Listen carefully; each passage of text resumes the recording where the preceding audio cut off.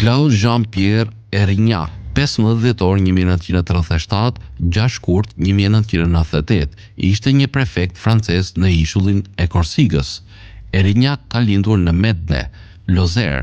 Gjatë karrierës së tij politike, ai kishte qenë prefekt i disa departamenteve jashtë shtetit që nga viti 1967.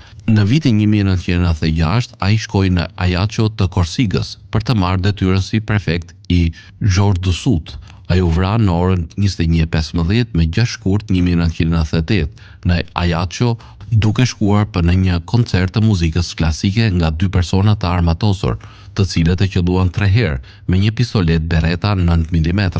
Arma ishte vjedhur më 6 shtator 1997, kur antarët e Frontit Nacional Shërimtar të Korsikës sulmuan një kazermë të xhandarmerisë në Petrosella.